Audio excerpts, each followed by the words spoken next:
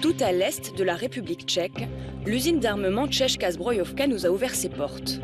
Ce fleuron industriel fondé en 1936 figure aujourd'hui parmi les 10 premiers fabricants d'armes de poing au monde. Il exporte dans une centaine de pays. L'année dernière, nous avons fabriqué 300 000 armes. C'est en augmentation constante d'une année sur l'autre. 2000 personnes travaillent ici. C'est dans ces ateliers qu'ont été fabriquées les nouvelles armes du GIGN français. Mais les forces de l'ordre sont loin d'être les premiers clients de Česká zbrojovka. En fait, 70% de sa production est destinée aux particuliers. C'est un calibre classique de 9 mm, une arme idéale pour l'autodéfense. C'est notre best-seller. L'année dernière, nous en avons vendu à peu près 30 000 pièces. Ce pistolet est surtout vendu aux États-Unis et en République tchèque. Ce sont nos meilleurs clients. C'est la tendance lourde du moment. Les citoyens tchèques prennent les armes. En première ligne, le président de la République. Le 10 octobre dernier, devant le Conseil de l'Europe, Miloš Zeman fait une déclaration qui en dit long sur l'état d'esprit de son pays. Que pouvons-nous faire contre la criminalité internationale? Investir dans la police, investir dans l'armée, mais aussi avoir le courage d'investir dans nos propres armes. Ma femme a un pistolet. Maintenant, je suis protégé par mon épouse. Son épouse est désormais garde du corps, Ivana Zemanova. Comme elle, 300 000 citoyens tchèques détiennent des armes à feu. Le nombre de nouvelles licences a doublé en 2 ans. Alors, le pays ne risque-t-il pas de devenir un petit Texas au cœur de l'Europe? Pourquoi la politique tchèque concernant les armes à feu est-elle aujourd'hui un point de discorde avec Bruxelles? En République tchèque, le tir est un loisir très populaire. Jan Lobotka est programmateur informatique. Il vient ici sur sa pause déjeuner pour pratiquer sa passion, le tir à la carabine, mais aussi au pistolet. Et pas n'importe lequel, c'est la version moderne de l'arme mythique de James Bond. C'est un nouveau pistolet Walther PPQ de calibre 9 mm. La particularité tchèque, c'est que ce simple citoyen peut porter son arme sur lui, à condition d'être discret. Je le mets là, comme ça ne se voit pas. En fait, c'est un étui intérieur qui se porte sous la ceinture. 80% des détenteurs d'armes à feu en République tchèque ont une licence qui leur permet de porter jusqu'à 2 armes chargées dans la rue et de les utiliser en cas de légitime défense. Les conditions pour l'obtention de ce permis: avoir plus de 21 ans, un casier judiciaire vierge et une autorisation du médecin traitant. Mais il faut surtout réussir un examen théorique et pratique, un peu comme un permis de conduire. Martin Fischer est moniteur. Il prépare ses élèves à obtenir cette licence. Ça peut paraître simple, mais ça ne l'est vraiment pas. Il n'y a pas de place pour l'erreur. Ces derniers temps, Martin Fischer a vu le nombre de ses élèves bondir, plus 30% en 1 an. Je pense que la plupart sont des gens normaux. Ce ne sont pas des fous de la gâchette. Ce sont juste des citoyens lambda qui ont peur et qui veulent avoir leurs propres armes. Cet armement des citoyens ne semble pas inquiéter la police, chargée de délivrer les permis. Nous observons une tendance à l'augmentation qui est tout à fait normale. Évidemment, les gens pensent de plus en plus à leur autodéfense, à la protection de leur vie et de celle de leurs proches. C'est la conséquence directe de l'augmentation des attaques terroristes dans le monde entier et en Europe. Le penchant des Tchèques pour les armes à feu serait le reflet d'une inquiétude, mais aussi d'une culture libertaire liée à l'histoire du pays.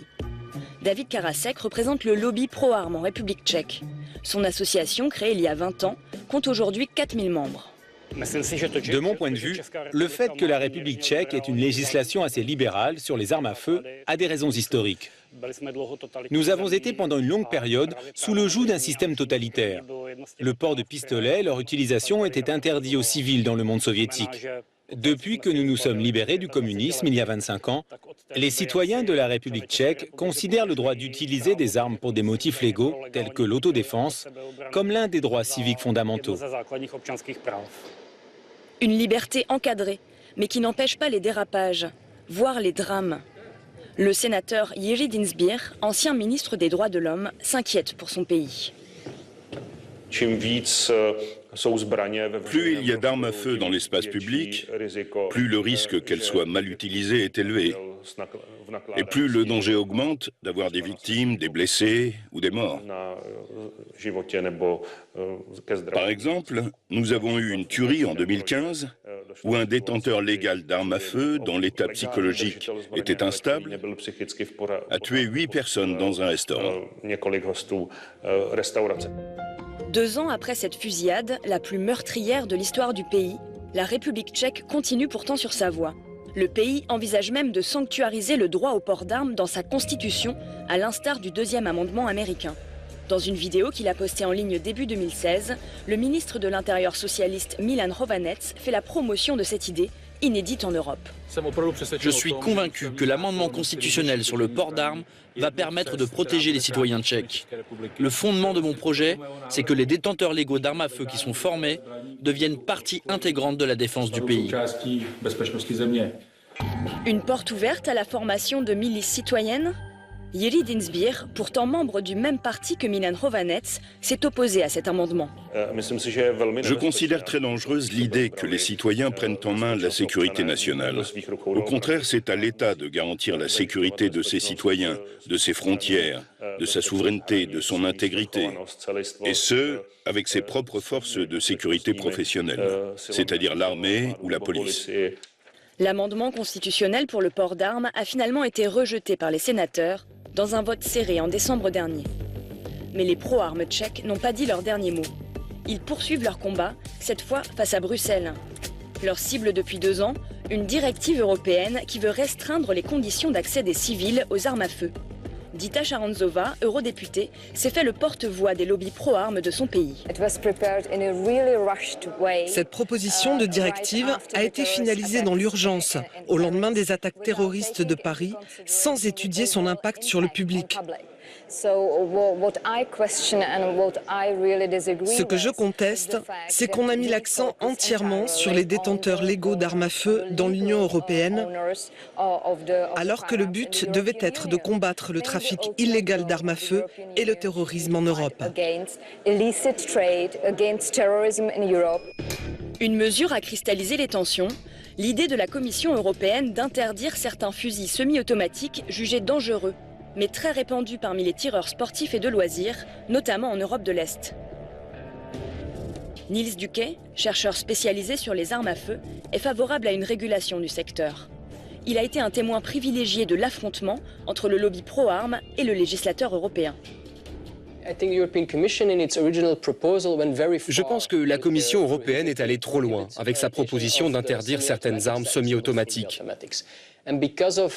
À cause de cela, l'ensemble des mesures proposées dans la directive ont été remises en question et beaucoup de bons éléments présents dans le texte initial ont été écartés. Par exemple, la Commission européenne avait proposé de mettre en place des tests médicaux obligatoires pour toutes les licences d'armes, ce qui a été transformé en un simple système de suivi national. Ce n'est pas exactement la même chose. Finalement, les modalités du suivi médical ont été laissées à la charge des États. Quant aux armes à feu semi-automatiques, elles restent autorisées. Un texte édulcoré qui ne satisfait pourtant toujours pas la République tchèque. En août dernier, le pays a déposé une plainte contre cette directive devant la Cour de justice européenne.